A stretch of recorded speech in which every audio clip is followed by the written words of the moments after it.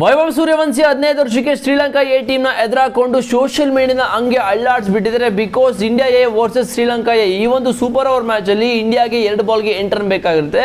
ಆ ಒಂದು ಟೈಮಲ್ಲಿ ವೈಭವ್ ಸೂರ್ಯವಂಶಿ ಔಟ್ ಆಗ್ತಾರೆ. ಔಟ್ ಆದ ತಕ್ಷಣ ಅವ್ರ ಪಾಡಿಗೆ ಅವರು ಪೆವಿಲಿಯನ್ ಕಡೆ ನಡ್ಕೊಂಡು ಹೋಗ್ತಿರ್ತಾರೆ.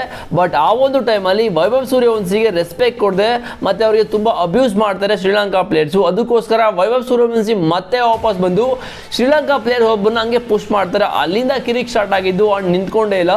ಇಲ್ಲಿ ತಿಲಕ್ ವರ್ಮಾ ಕೂಡ ಒಂದು ಸ್ಟೇಟ್ಮೆಂಟ್ ಕೊಡ್ತಾರೆ. ಶ್ರೀಲಂಕಾ ಪ್ಲೇಯರ್ಸ್ ಎಲ್ಲರೂ ಕೂಡ ಇಂಡಿಯನ್ ಪ್ಲೇಯರ್ಸ್ ಸಖತ್ತಾಗಿ ರೆಸ್ಪೆಕ್ಟ್ ಕೂಡ ಕೊಡ್ತಿರಲ್ಲ ಮತ್ತೆ ಎಲ್ಲರೂ ಕೂಡ ಅಬ್ಯೂಸ್ ಮಾಡ್ತಾರೆ ಅಂತ ಹೇಳಿದ್ದು. ಅಂಡ್ ಅವತ್ತಿನ ಮ್ಯಾಚ್ ಅಲ್ಲಿ ಆಕ್ಚುಲಿ ಅಂಪೈರ್ಗಳು ಕೂಡ ಶ್ರೀಲಂಕಾ ಪ್ಲೇಯರ್ಸ್ಗೆ ಸಖತ್ತಾಗಿ ಫೇವರ್ ಆಗಿ ಕೂಡ ಇದ್ದಿದ್ದು.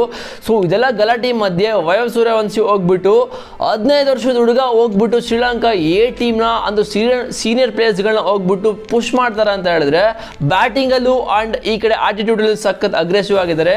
ವೈಭವ್ ಸೂರ್ಯವಂಶಿ ಮಾಡಿದ್ದು ನನ್ನ ಪ್ರಕಾರ ಕರೆಕ್ಟ್ ಅಂತ ಅನ್ನಿಸ್ತದೆ. ಅಂಡ್ ವಿರಾಟ್ ಕೊಹ್ಲಿ ಅವರು ಅಗ್ರೆಷನ್ ಕಾಪಿ ಮಾಡ್ತಾ ಇದಾರೆ ಅಂತ ತುಂಬಾ ಜನ ಹೇಳ್ತಾ ಇದಾರೆ. ಸೊ ನೀವೇನ್ ಹೇಳ್ತೀರಾ?